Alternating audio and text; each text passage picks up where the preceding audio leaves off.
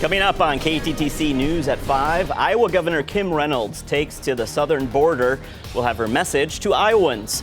Plus, fun is underway in St. Charles. We will show you around Gladiolus Days.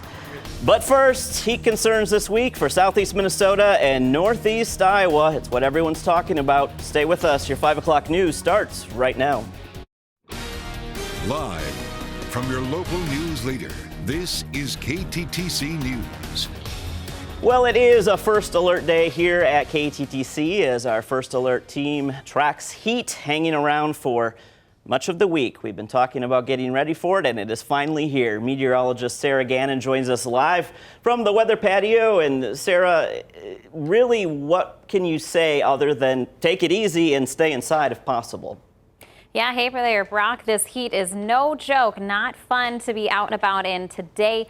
Do what you can to stay cool, stay hydrated. A lot of folks out towards the pools and the rivers, waterside today. When we look at those temperatures here as we move forward for the rest of the next couple of days, heat index values for many of us looking to be into the triple digits, anywhere from 105 to 115. That's how hot conditions will be feeling here for the next couple of days.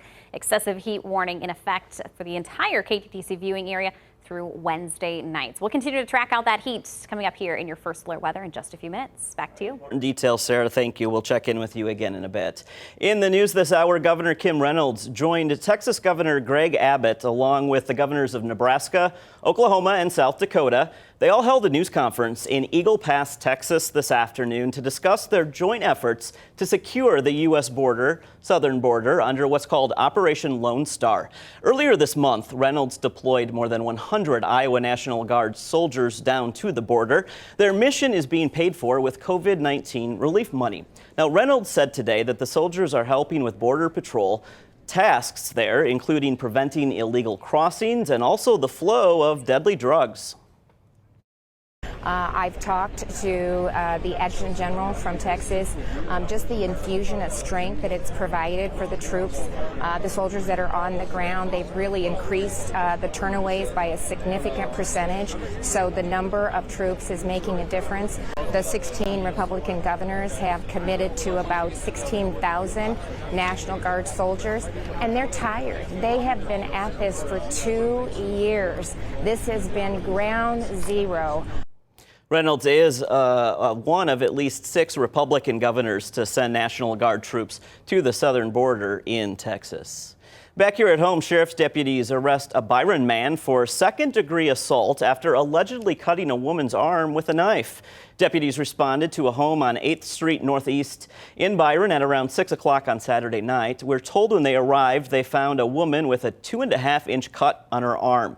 Now, a Mayo Clinic ambulance crew examined the woman, who said that she had been in an argument with 51-year-old Lee Stellmaker. According to the Olmsted County Sheriff's Office, Stellmaker was located inside the home where he was found with blood on his pants. Deputies also located a knife at the time that they believed to be used in the assault. They took Stellmaker into custody without incident. We're also told his blood alcohol content level was 0.28% at that time. In Mason City, there is an area of road work going to be going on because of a water main repair. So listen up. Beginning today, South Pennsylvania Avenue between 1st and 2nd Streets, southeast, as you see on the map there, is closed. This closure is anticipated to last about a week or so, and the city is asking residents and everyone to avoid this area if possible. And in Winona County, drivers on Highway 14 will see a lane closure this week. Starting today, crews are removing damaged concrete and replacing it on a bridge about 1.5 miles west of St. Charles. Work is expected to be done by next Thursday, the 31st of August, if the weather cooperates. Rescuers in Cook County to our north are searching for a man and his ultralight aircraft. Denny Pakachik was frequently flying the skies of this rural Minnesota area, but he never has returned from his most recent flight. Reporter Natalie Hopner has the story. He was a risk taker and lived a full life, doing what he loved, and yeah, he's a great guy. Sean Pakachik's dad loves flying and has been doing it for years up on the North Shore. Denny Pakachik is originally from the... Again, Natalie Hopner with that story today. We do have one weather-related cancellation to pass on because of this heat. Rochester police are saying that due to the heat, the Safe City Night celebration going on at Watson Field tomorrow night will not go on. It has been canceled. That was the final gathering for free food and activities with law enforcement for the season. Police say they are looking forward to another great year of Safe City Nights in 2024.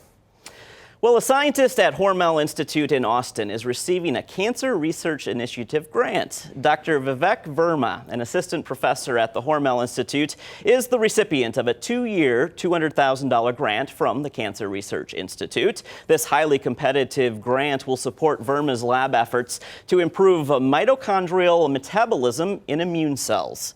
Through the current project, Dr. Verma intends to improve the therapy response in melanoma by preventing mitochondrial exhaustion in immune cells. So our congratulations go out to him. A festival that's been celebrating the gladiolus flower for decades has blossomed into another week of fun for the St. Charles community. Gladiolus Days is in full swing this week. Tonight, the festival is hosting a Teen Miss Gladiolus Days pageant.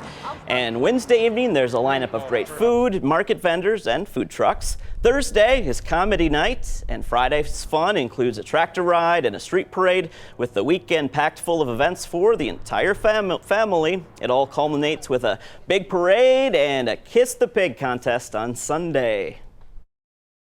Don't forget about the small towns. They all get together, and we get people from all over different towns come. It's quite interesting, and it's all about making it fun. Yep.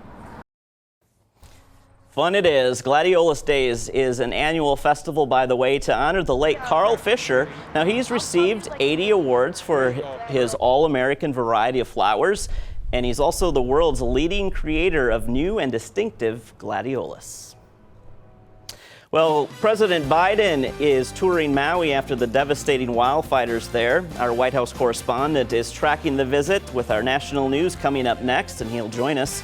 And later, health officials bracing for 3 major viruses that may all start spreading at the same time here in the U.S. And as toasty as it is out there today, what do you think of this? Would you trade it? Well, it'll be here before you know it. But first, let's talk what's going on this week. Meteorologist Sarah Gannon will be back later to tell us just how hot it's going to get.